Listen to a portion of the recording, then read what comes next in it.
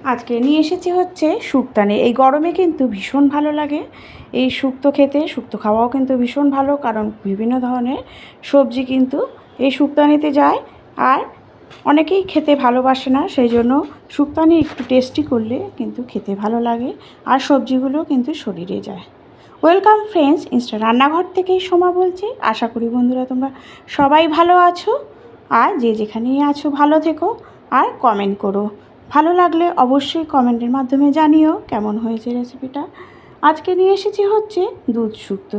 শুক্তোটাই কিভাবে করলে সব কিছুই ভালো লাগবে, সবজি কিনতে কিন্তু একদমই ভালো লাগে না, সেই জন্য অনেকেই ভালো খায় না। আর যদি শুক্তো একটু টেস্টি করা যায় তাহলে কিন্তু সবজিগুলো শরীরে যায়। দেখো একদম ছোটো ছোটো করে কেটে নিয়েছি। কী কী নিয়েছি দেখতেই পেলে।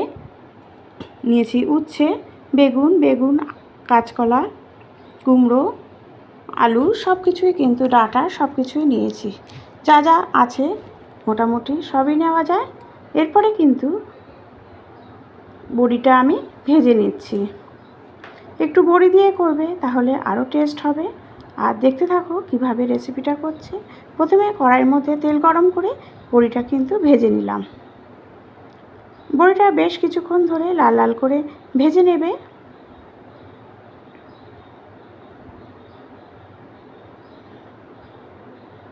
যত ভালো করে বড়ি ভাজবে ততই কিন্তু খেতে ভালো লাগবে। আর বড়ি তাহলে কাঁচা কাঁচা থাকলে কিন্তু একদমই ভালো লাগে না। তাই লাল লাল যখন হয়ে যাবে তখনই বুঝতে পারবে যে বড়িগুলো এপিট ওপিট করে সব দিকেই ভালো করে ভাজা হয়ে গেছে। এরপরে কড়াইয়ের মধ্যে তেল দিয়ে আমি দিয়ে দিচ্ছি হচ্ছে মেথি আর রাঁধুনি ফোড়ন।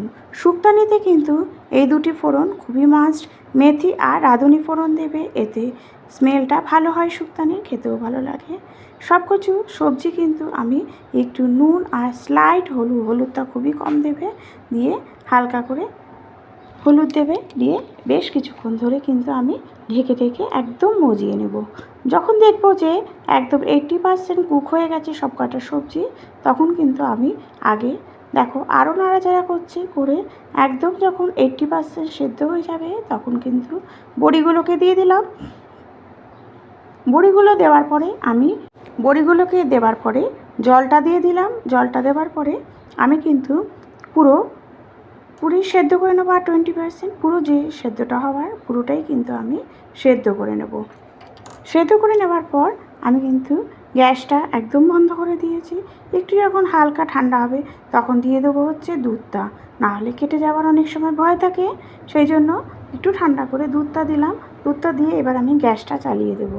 দেওয়ার পরে যখন সব একসাথে ভালো মতো সব মজে যাবে তখন কিন্তু আমি দেবো হচ্ছে একটু আদা। দেখো নামানোর ঠিক আগের মুহূর্তে দেবে আদা, আর একটু চিনি, আর দেবে একটু ঘি। ব্যাস, তাহলেই কিন্তু শুক্তানি রেডি হয়ে যায়। শুক্তানির মেন ইনগ্রিডিয়েন্টস হচ্ছে আদা। আদাটা কিন্তু খুবই স্মেল বাড়ায় এই শুক্তানির।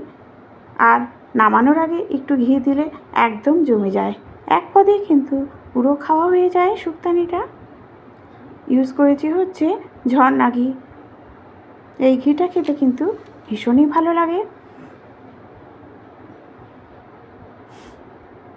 ব্যাস রেডি হয়ে গেল দুধ শুক্তো। Thank you.